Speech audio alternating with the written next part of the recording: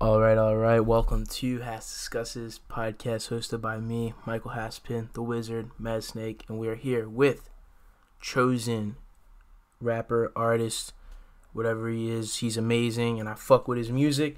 He's got collaborations with Jake Ohm and Slyye. Now, first off, what drink did you get? I got a Fago, strawberry. That's dope. So, I fuck with your work, like you do on, Slye's production. So, how'd you figure out about Slyye? Because he's a demon in the underground. Well, I met Slyye. I used to listen to his music before I knew the guy, but I didn't meet him until like early this year, around January.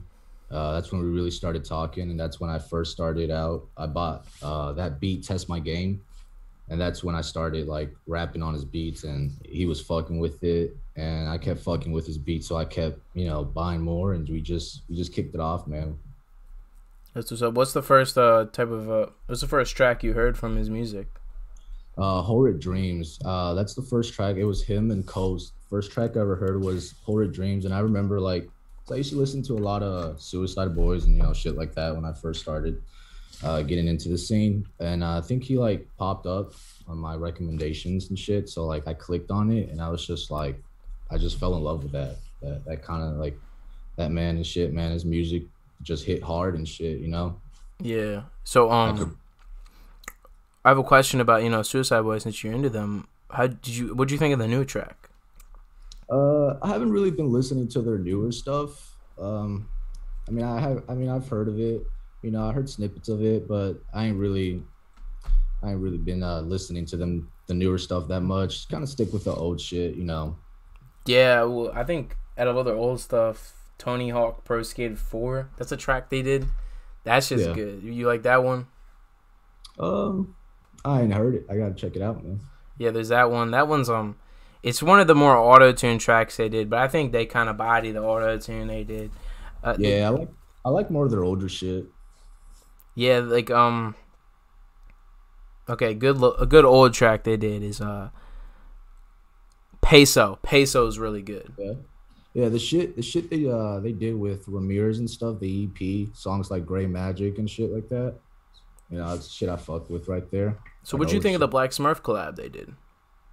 Like I said, I ain't checked it out, man. I don't really listen to Suicide Boys that much as I used to and shit. And like the shit I did used to listen to by them was more like their like mainstream shit, the shit mostly everybody knows of. Yeah, like fucking Paris. Yeah, shit like that, man. Kill Yourself Part 1 and shit, and Part 2 and 3. And it's just like, that's really what I was just listening to. I wasn't really like balls deep into them like that. Yeah, I was just like, vibing with the music and shit, and just fucking with it and with the flow and everything. Forgive me for using this erotic phrase, but what other artists are you balls deep in? My music taste varies and shit, so I listen to a lot of artists and shit. I want to say like the main artist, I would say I'd be listening to a lot on a daily basis would be shit from the Casualties all the way to shit like G Grim and stuff like that, and I just be listening to the shit on a daily basis, or some Devilish Trio, Trio, yeah. G Grim, he was a good interview. I really fuck with him. Yeah, he's a cool guy. And he's got some good Instagram lives. He's just doing something. He's an active person. But so Jake OHM, awesome producer. Like I think his beats are a bit like insane. Like, was it tempting to rap on that beat? Because he gets some hard fucking beats. Like, how'd you get into Jake OHM? What do you think is this guy? I think I got into Jake Ohm after Baker and shit dropped the EP. After he dropped his EP with Jake Ohm, I started checking Jake Ohm's out, and then I knew I think he posted something about he makes beats and shit, and I was just like, yo, man, I gotta cop one of these beats. So the first beat I caught by him was was Walk Through the Filth, which was a Slayer sample. It had a Hella Weight Slayer sample to it. What's the sample from? Slayer. What's that? It's a band. Oh, word. It's a thrash metal band. Word. That's cool. Yeah. So where in the Appalachian area are you from? Because you always like put that shit in your bio. It's like, where are you from? I am from West Tennessee, so I'm from Jackson. And the reason I put Appalachia a lot is because that's the group I represent and shit. So that's why I'm always constantly putting Appalachia on my story or some shit like that on my tags. Yeah, for who from the area that do you make music with or know of that makes music? The members of Appalachia is me, slyye, Muddy Rotten, and this other homie of ours named Vern. So it's a music group. Yeah, yeah. Oh, I thought it was just in the general. That's what's up. That's what's up. Who else besides you and Sly? Our other homie Muddy Rotten and this other dude named Burn. He's a cool guy, man. He makes beats and shit. Yeah, that's pretty much who's all in the group right now. I've heard of Burn. I fuck with him. Yeah, cool guy.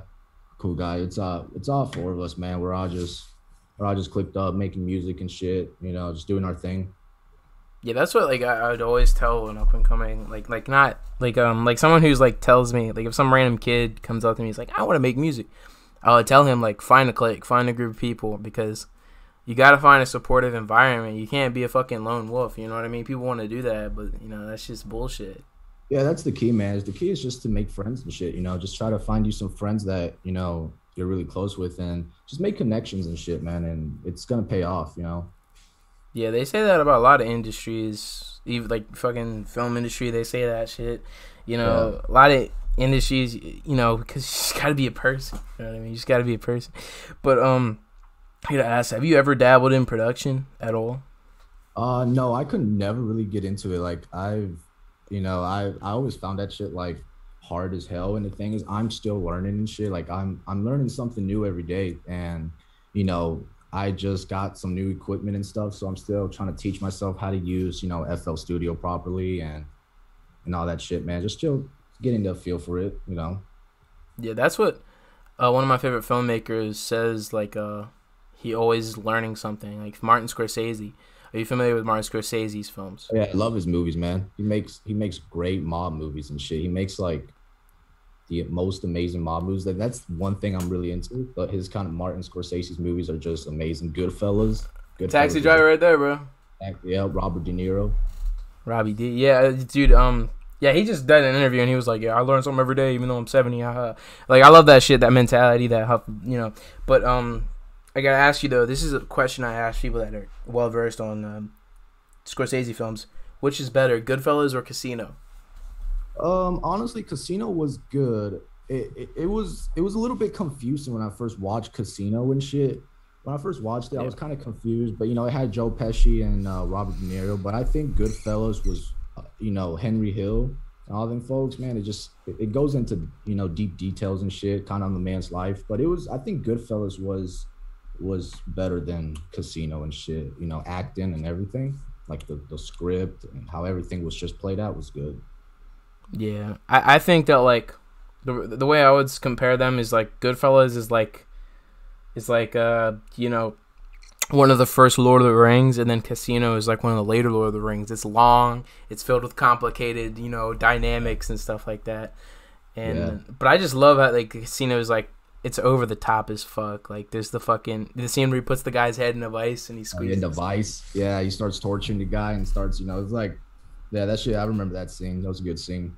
Yeah, that shit's whack. But both fucking Scorsese, how long he's been doing it too. That's the real thing. He's been doing shit since the '60s, bro. Like that's the longevity. Yeah, I always grew up on like mob movies and shit, watching shit like Scarface, The Godfather, A Bronx Tale, shit like that. Bronx Tale, that's really good. Yeah, that's a really amazing movie right there. A Bronx Tale.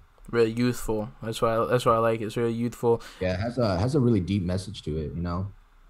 One thing about the movie that always like struck me was the part where he shoots the guy, and the thing is we don't know if it was over a parking spot or not. Yeah. Cause like that's just it's petty, but shit like that happens. Petty shit happens. Like and the thing about, you know, even though Scorsese wasn't involved in it, that was actually directed by De Niro. But yeah, great movie, man. But like where they grew up, like Scorsese said that he fucking sometimes he would be playing in the street and then there would be like a mob killing orchestrated. So then what would happen is his parents would like be told about it before.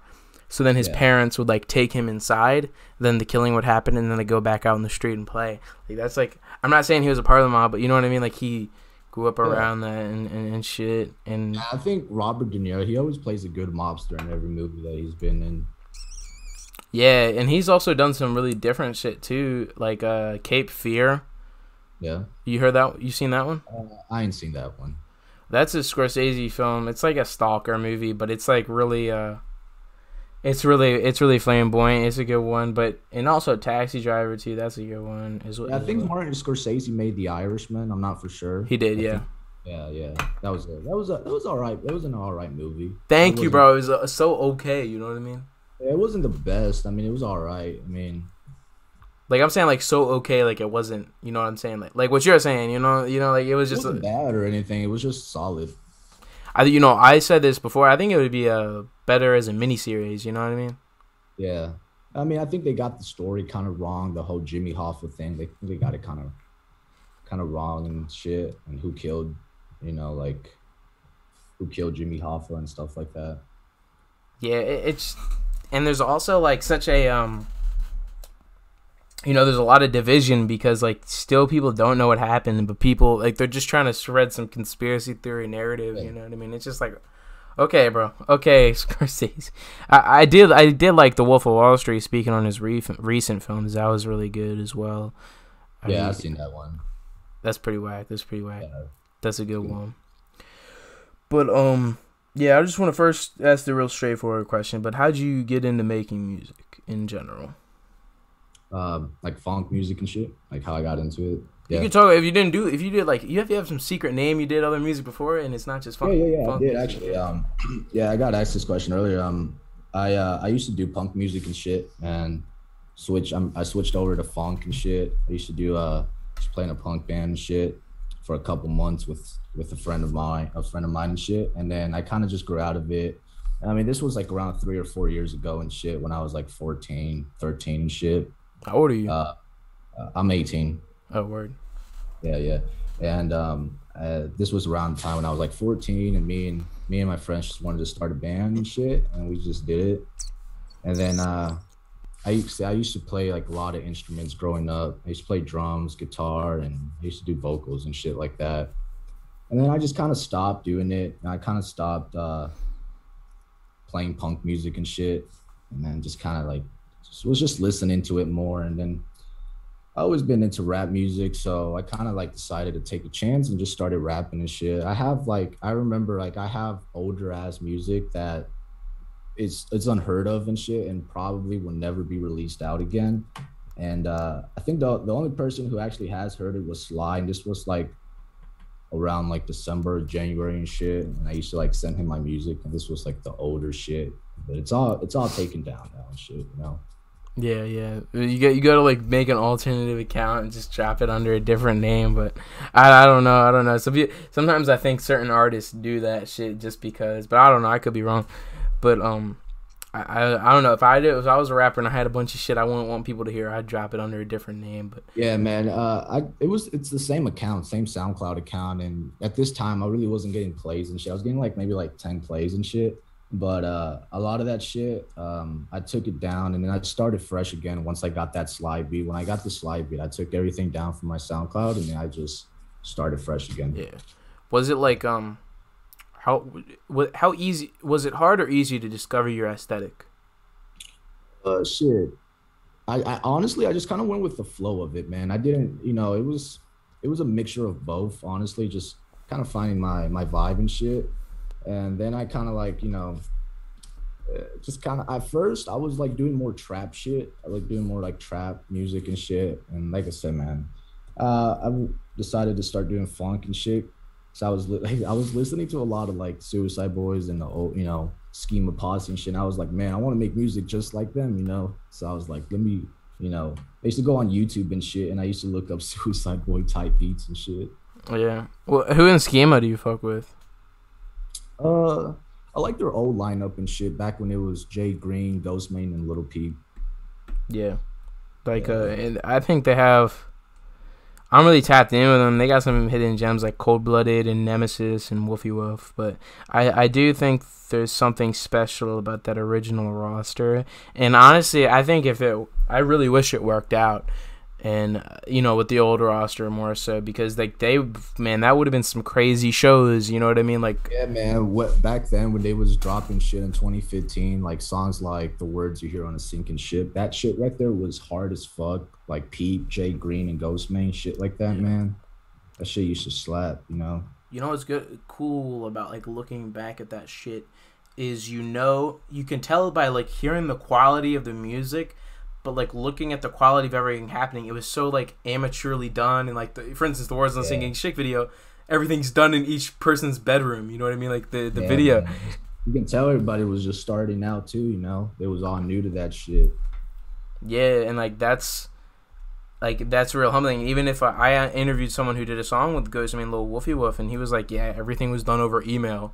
You know what I mean? And that's, like, shit's wild. Like, gotta start somewhere, Yeah, and it just shows like how far everything's come, and it's just fucking underground shit. It's a beautiful community, man. It's a beautiful community. It is, man. It's nice. I fuck with it hard, man. Yeah, for sure. So, what do you think of what Psycho Rich got going on? What do you think about? Dude, man, Psycho Rich. He's a great homie and shit. Me and him been talking. We had conversations in the past about collaborating in the future. It's it's a possible thing, but I think he's got that OG sound to him. He's got that real OG, old school Memphis sound to him, and it's a lot of things you don't really see in a lot of these new artists and shit. Is that real sound? That real old Memphis sound. You don't really see that with too many artists now these days. Yeah, I think he's like. Him and what Jade Unknown got going on, and the fact that yes, he does his own stuff, he does his own tapes, he's got the cassettes, he's got all that shit going on, but occasionally, and a lot of people know him for these type of tracks, he gets a bunch of people together for a track like 38 Special or whatever it is, and then Homicidal Maniacs, and I love because that's how it used I love when tracks used to be like 4+ minutes, you know what I mean, back in like the 2011, but now all the tracks are like 2 minutes. I make beats that are like 2 minutes long because it's fun and it's quick. It's you get through it, but like you get what I mean. Like those ensemble tracks, like those shit's so fire. Yeah, man. I just got into Psycho Rich. Like I didn't know who he was until like somebody was like I seen a bunch of like Psycho Rich posts and shit on like people's stories, and I was like, let me check this guy out. He's very like outspoken in the best possible way. Yep. Like he speaks his truth. He complains about what he got to complain about. You know what I mean? And he makes it work. You know what I'm saying? He says it how it's supposed to be, man. Yeah. Says it how it's supposed to be. Yeah. So what non-music art forms inspire your music? I wouldn't really know. I just kind of what really inspires me and shit to just keep making music and shit. It's just that will to thrive. It's like I can look back in the note track and just be like, and I just look at the plays and numbers I got, and I just look for improvement. I'm just like, all right, what can I do to make those numbers bigger and shit and stuff. So I would say myself. I'm kind of really my biggest inspiration. Yeah. That's what's up. It's good. Yeah, I fuck with that. So, are you a fan of hyperpop? Nah, man. Yeah, okay. I like to debate that with people every now and then because I don't fuck with it. I think it's a bit much. That's what I'd say. Yeah, it's not for everybody. Yeah. So, who is Monkey Man? She is a underground artist and stuff. She was how I heard of her was because I think Coast at one point posted her on her story and stuff, and I think they did a collab, and I checked Monkey Man out, and at first I didn't know that was a female artist. I thought it was like a dude and stuff, and then when I heard the music I was like, yo, she goes fucking hard and stuff. So I was like, all right, man, I gotta get her on a track with me, Got her on a track with me, and it was a beat by slyye, and we killed that shit, man. Yeah, I mean, I fuck with the verse. That's why I'm asking. I fuck with the verse a lot. But back on to the producers that you work with. We touched on a couple, but I gotta ask you though, if you were to do a collaboration tape with any producer in the underground or mainstream, who would it be? Oh shit, man. I'd probably be I want to say guys like Baker and shit. I think Baker has some really great beats and shit, man. And I'd definitely love to work with him at some point in my career, production wise and shit. You know, 'cause I think he makes some really great beats. Same thing with 10 Gauge. I think those guys, they make awesome, sick ass beats and shit.